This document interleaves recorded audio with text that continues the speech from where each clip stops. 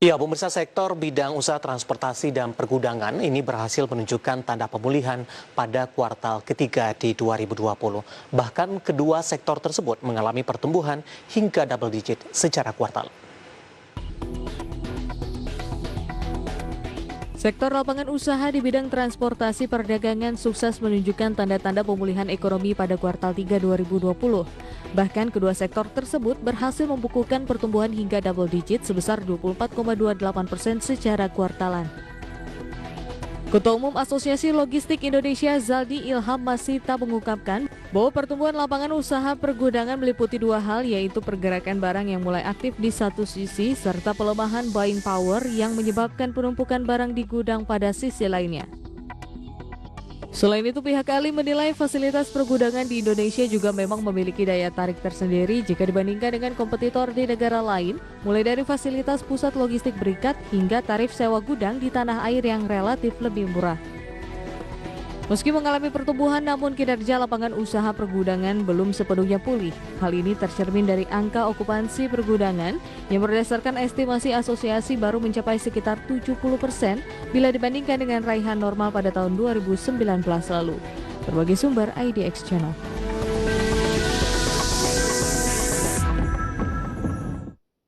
Ya, pemirsa, di segmen ini kita akan membahas topik yang berbeda melirik melonjaknya kinerja sektor transportasi dan juga pergudangan. Saat ini kami sudah terhubung melalui via Zoom bersama dengan Bapak Zaldi Ilham Masita yang merupakan Ketua Umum Asosiasi Logistik Indonesia atau disingkat dengan ALI atau ALI. Langsung saja kita sapa Pak Zaldi, apa kabar? Selamat pagi, Baik. Pak. Selamat pagi Pak David, apa kabar? Sehat-sehat selalu. Baik. Terima kasih juga Pak Zaldi sudah meluangkan waktu di IDX Channel.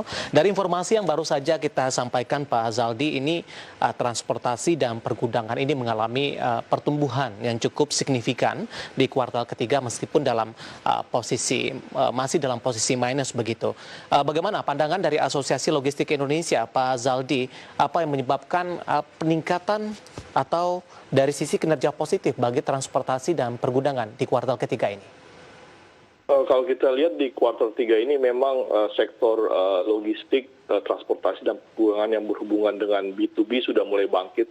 Kalau kita lihat terutama untuk kategori-kategori yang berhubungan dengan barang konsumsi udah mulai gitu. Dan juga kita lihat ekspor juga di kuartal 3 sudah mulai naik juga, udah mulai ada aktivitas. Jadi otomatis itu berdampak kepada sektor logistik yang paling besar, yaitu yang berhubungan dengan B2B. Jadi ini yang kita harapkan daya beli masyarakat di kuartal 4 kalau bisa lebih bagus lagi, maka mungkin di kuartal 4 dari sektor logistik itu udah bisa plus tuh, minimal nol lah. Kalau kita bandingkan dengan kuartal kedua, sepertinya posisinya seperti apa, Pak?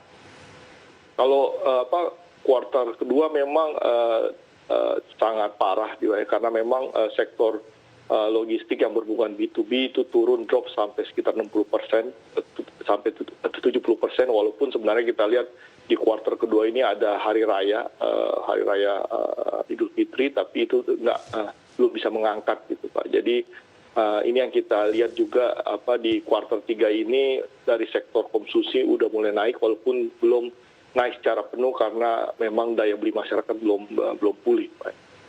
Baik, dari sisi logistik tadi Anda katakan peningkatan juga terjadi dari sisi konsumsi, ekspor secara B2B juga mengalami peningkatan. Perubahan pola hidup masyarakat di masa pandemi, apakah juga ikut mempengaruhi Pak dari industri logistik dengan banyak melakukan transaksi online? Ya, kalau itu kita lihat memang salah satu faktor penolong di logistik itu kita lihat bahkan mulai dari kuartal 2 itu adalah sektor logistik yang berhubungan dengan B2C atau C2C yang banyak didrive oleh online. Jadi